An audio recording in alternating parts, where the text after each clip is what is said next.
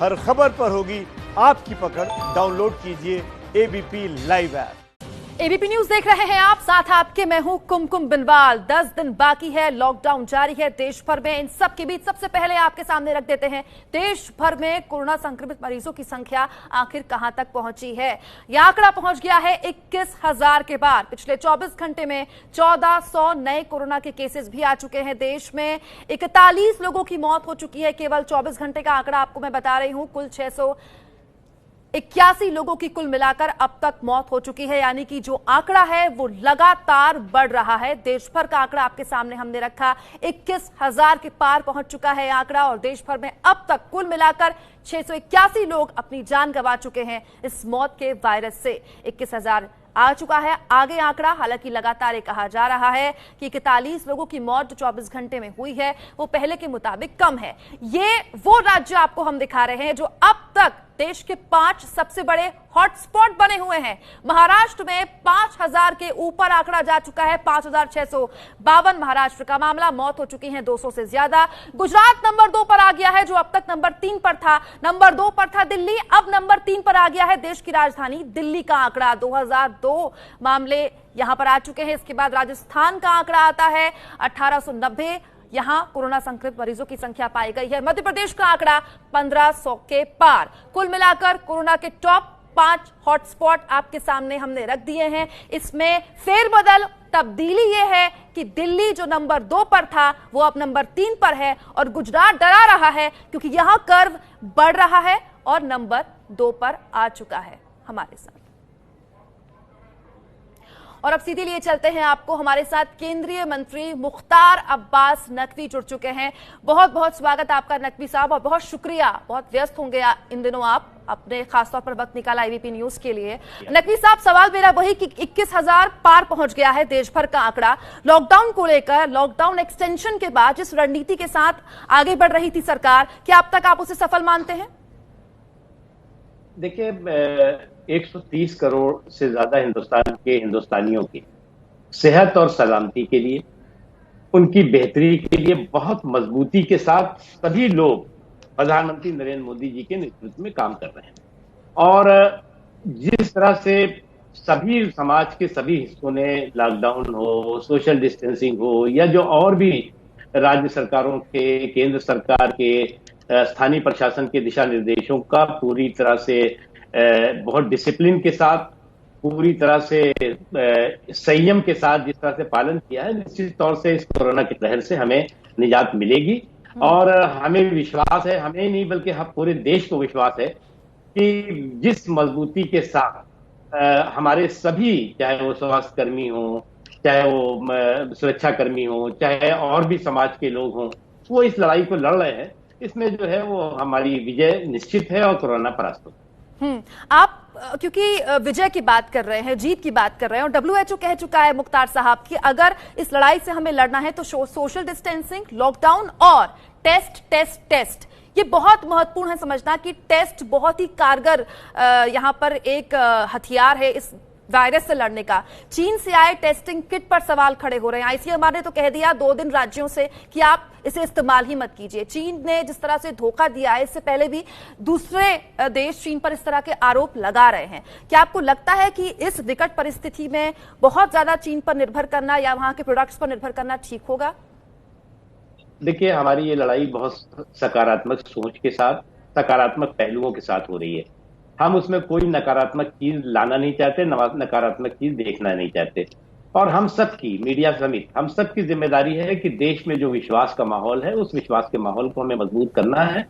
और सरकार जो है वो देश के लोगों की, देश के लोगों की सेहत की, देश के लोगों की सलामती के संकल्प के साथ काम कर रही है। इसमें कहीं किसी तरह की कोताही नहीं। ठीक है। एक और सवाल मन में उठता है नकवी साहब, क्योंकि लगातार अमेरिका जो कि 32 करोड़ की आबादी है उस देश की, वहां 12-13 लाख से ऊपर टेस्ट हो चुके हैं। हमारी आबादी 125 करोड़ की है, घनत्व भी इतना जबरदस्त है आबादी का। इस बात की आलोचना हो रही है दुनिया भर में कि क्या भारत उतने टेस्ट कर रहा है जितनी जरूरत है? क्या आपको लगता है कि जिस रणनीति के साथ आईसीएमआर काम कर रहा है, वो कहता है कि 24 टेस्ट करते हैं तो एक पॉजिटिव निकलता है, हम टेस्ट कम कर रहे हैं क्योंकि किट कम है, या फिर टेस्ट कम कर रहे हैं कि इसके पीछे की एक रणनीति है? क्यों? क्योंकि सोनिया गांधी भी इसको लेकर सवाल खड़े कर रही हैं। देखिए कि सोनिया गांधी जी क्या सवाल खड़ा कर रही हैं, जो जिनको जो है वो सवाल खड़ा करने की आदत है, वो सवाल क्या खड़े कर रहे हैं। वहीं जहां दूसरी तरफ पूरी दुनिया, जिस तरह से प्रधानमंत्री नरेंद्र मोदी जी ने बहुत दूरदर्शिता के साथ, बहुत मजबूत संकल्प के साथ काम किया है और जिसकी दुनिया तारीफ कर रही है, अब कौन इसका इसमें जो है वो मीन मैच निकाल रहा है, कौन इसकी आलोचना कर रहा है, इस समय इस आलोचनाओं का, इस वक्त इस नकारात्मकता का समय नहीं है। हम सबको मिलकर के सकारात्मक तरीके से लोगों की सेहत और सलामती के लिए काम करना है और वही नरेंद्र मोदी जी के नेतृत्व में हो रहा है। ठीक है नकवी साहब, लेकिन फिर भी इस बात को तो हमें मानना होगा कि टेस्ट की संख्या हमें बढ़ानी होगी और खास तौर पर रैंडम सैंपलिंग, क्योंकि उसी से पता चलेगा कि असल में ग्राउंड जीरो पर हालात क्या है। देखिए, ग्राउंड पे जो हालात हैं वो ग्राउंड के हर घंटे के हालात की जानकारी यहाँ पर है। गृह मंत्रालय उसको मॉनिटर कर रहा है, पीएमओ मॉनिटर कर रहा है और राज्य सरकारों के साथ समन्वय के साथ हो रहा है। इसमें कहीं कोई कंफ्यूजन नहीं। मैं आपसे भी हाथ जोड़ करके यही अपील करूंगा कि लोगों में जो विश्वास और यकीन का माहौल है, उस विश्वास और यकीन के माहौल को हमें और पुख्ता करना है और जिस मजबूती के साथ, जिस सकारात्मक तरीके से, जिस अनुशासनात्मक तरीके से, जिस संकल्प के साथ इस लड़ाई पर विजय हासिल करने के लिए हम पूरा देश एकजुट होकर के काम कर रहा है, निश्चित तौर से कोरोना को हम परास्त देंगे और विजय हासिल होगी।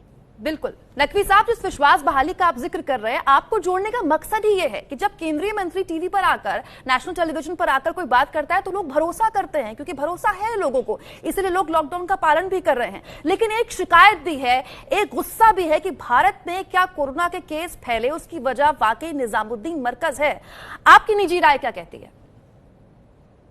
देखिए, मैं कहीं से भी कोरोना के खिलाफ जो जंग है, जो लड़ाई है, उसमें कहीं पर भी किसी भी तरह की लापरवाही या किसी भी तरह की इसमें इस तरह की चीजें नहीं होनी चाहिए और अगर हुई है तो वो दुर्भाग्यपूर्ण है। इसको सभी लोग इसमें कोई और एंगल देखने की जरूरत नहीं। ये शुद्ध रूप से एक लापरवाही और एक तरह से एक आपराधिक लापरवाही थी और उसका जो है वो उसको जो है उसका जिन लोगों ने किया है उसको उसका इस बात का एहसास होना चाहिए और नहीं है तो अब होना चाहिए। जहां तक सवाल है, हम इसको मजबूती के साथ सबको ले करके, देखिए आज पूरा देश जो है, अगर आप देखें हम लॉकडाउन है या जनता कर्फ्यू है या लॉकडाउन 2 शुरू हुआ या जो है वो दिशा निर्देश है, बाय एंड लार्ज समाज का सभी हिस्सा एकजुट होकर के उसका पालन कर रहा है। ठीक है, ये बात सही है कि पालन कर रहा है और हम चाहते भी हैं कि पालन हो, इसीलिए हमारी जोर आजमाइश होती है कि सरकार के नुमाइंदों के जरिए अगर ये बात पहुंचे तो वो गहराई से ग्राउंड जीरो तक पहुंचती है। इसके साथ साथ एक तस्वीर लॉकडाउन की सर ये भी है कि देश की इकोनॉमी का पहिया बिल्कुल थम गया है। आरबीआई कहती है कि इस वक्त 1.9 की दर से शायद हम बढ़ेंगे और हो सकता है कि जब लॉकडाउन खुल जाए, चीजें पटरी पे आ जाए तो 7.2 की दर से बढ़े।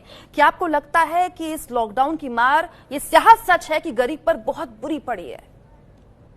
देखिए, पहली बात यह है कि जहां तक इकोनॉमी का सवाल है, मैं कोई बहुत बड़ा इकोनॉमिस्ट नहीं, लेकिन एक बात आप समझ लीजिए कि जब प्रायोरिटी किसी भी देश की क्या होती है, इंसानियत को बचाना है, इंसानों को बचाना है।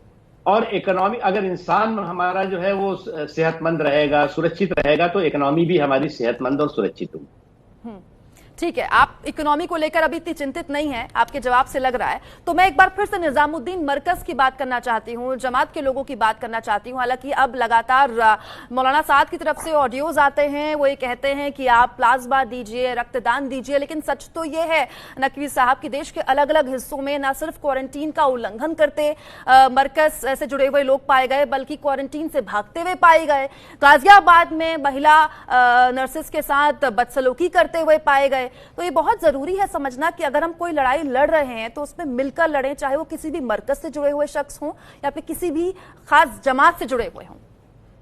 देखिए, पहली बात यह है कि ये इस तरह के जो आइसोलेटेड केसेस हैं उसके आधार पर आप इसको सांप्रदायिक स्वरूप नहीं दे सकते। इसको आप पूरी कौम के साथ, एक संस्था और एक व्यक्ति के गुनाह को आप पूरे कौम के गुनाह के रूप में नहीं पेश कर सकते। जहां तक सवाल है, जो इस तरह की उन्होंने हरकतें की हैं, निश्चित तौर से वो बिल्कुल मजम्मत करते हैं, उसकी निंदा होती है और जो भी उसमें कानून के तहत कार्रवाई है वो हो रही है। ठीक है, इसके साथ साथ एक और सवाल नकवी साहब, क्योंकि स्वास्थ्य कर्मचारियों के लिए बहुत ही महत्वपूर्ण अध्यादेश केंद्र सरकार लेकर आई, अब उसको लेकर नोटिफिकेशन भी जारी हो गया और वाकई तारीफ काबिल अध्यादेश था। इस समय मांग थी उसकी, स्वास्थ्य कर्मचारियों पर जिस तरह से हमले हो रहे थे, लेकिन क्या आपको नहीं लगता कि पुलिस पर भी हमले हो रहे हैं? पुलिस को इस अध्यादेश से अलग रखा गया है। बहुत महत्वपूर्ण है कि फ्रंट फुट पर लड़ रही पुलिस को लेकर भी कोई इस तरह का कानून आए, हालांकि पुलिस तो राज्य के अधिकार का है हिस्सा। ये भी बात देखिए, सेहत के जो सेहत के हमारे सिपह सालार हैं, उनकी सुरक्षा के संकल्प को मजबूती के साथ दोहराते हुए केंद्र सरकार ने कल एक अध्यादेश जारी किया। लेकिन उससे भी इम्पोर्टेंट है कि चाहे वो सुरक्षा कर्मी हो, चाहे स्वास्थ्य कर्मी हो, चाहे सफाई कर्मी हो, या और लोग जो लोग हमारी सेहत के सुरक्षा के लिए लगे हैं, उनका सम्मान होना चाहिए, उनका अपमान नहीं होना चाहिए। अगर कहीं पर भी किसी भी तरह से इस तरह की घटनाएं आ रही हैं, तो समाज को सबसे पहले ऐसे लोगों को सबक सिखाना चाहिए जो लोग इस तरह से, क्योंकि ये लोग अपनी जानों को हथेली में लेके और हमारी सुरक्षा और सेहत के लिए, हमारे जो है वो बेहतरी के लिए, हमारी सलामती के लिए काम कर रहे हैं। और उनके साथ अगर इस तरह का कोई व्यवहार कर रहा है तो निश्चित तौर से वो न इंसानियत का दोस्त है और न ही जो है वो पूरी की पूरी व्यवस्था का। ठीक है, नकवी साहब कह रहे हैं कि ऐसे लोग जो भी हमले कर रहे हैं, चाहे वो पुलिस पे कर रहे हों, चाहे वो नर्सिंग स्टाफ पर कर रहे हों, वो न सिर्फ इंसानियत का बल्कि हम सबका दुश्मन है। नकवी साहब, आप केंद्र में मंत्री हैं, बड़ी जिम्मेदारी रखते हैं, लोग आपको जो कहते हैं उसको बड़े गंभीरता से सुनते हैं। आज भी देश के छोटे शहरों से ऐसी खबरें आ जाती हैं जहां लॉकडाउन का उल्लंघन हो रहा है। मैं चाहती हूं एक बार फिर से आप लोगों से अपील करें और समझाएं कि ये जो कोरोना है ये बहुत संभव है कि हमारे अब जीवन का हिस्सा बन जाए, क्योंकि WHO ने भी यही कहा है कि कोरोना अब हमारे साथ रहेगा लंबे वक्त तक, ये लड़ाई लंबी है। देखिए, प्रधानमंत्री नरेंद्र मोदी जी ने 130 करोड़ हिंदुस्तानियों से हाथ जोड़ करके क्या अपील की? उन्होंने एक ही अपील की कि देखिए, हमें संयम और सावधानी के साथ इस लड़ाई को लड़ना है।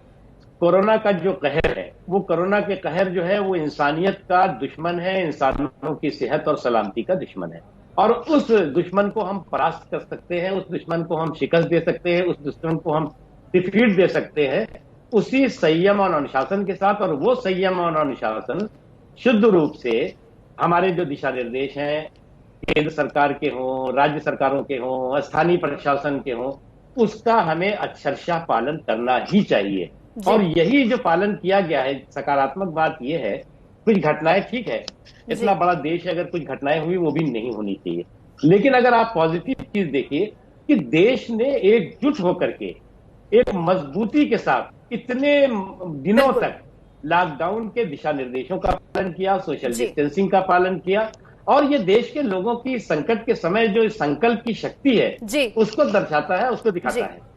बहुत बहुत शुक्रिया आपका। आप यही नहीं है जी, मैं आपसे अपील करूंगा, आपके एबीपी चैनल से अपील करूंगा कि कृपया आप गांव-गांव में जाके देखिए, गांव-गांव में कुछ स्टोरीज दिखाइए आप कि कितना मजबूती के साथ, कितने संयम और सावधानी के साथ, कितने अनुशासन के साथ गांव-गांव का व्यक्ति जो है वो इस कोरोना के कहर में जो भी दिशा निर्देश हैं उनका पालन भी कर रहा है और लोगों को पालन करने के लिए प्रोत्साहित भी कर रहा है, प्रेरित भी कर रहा है। यकीन मानिए, एबीपी न्यूज पर कोरोना को लेकर जो जानकारियां, जो अपडेट और जो खबरें हम दिखा रहे हैं, मैं दावे के साथ कह सकती हूं कहीं और आपको देखने को नहीं मिलेंगी। न सिर्फ गांव बल्कि देश के हर गली मोहल्ले की खबर हम दिखाते हैं। बहुत शुक्रिया केंद्रीय मंत्री हमारे साथ जुड़े हुए थे, जिन्होंने कहा साफ तौर पर कि बहुत ही महत्वपूर्ण लड़ाई हम लड़ रहे हैं और ये लड़ाई हम सबको मिलकर लड़नी होगी।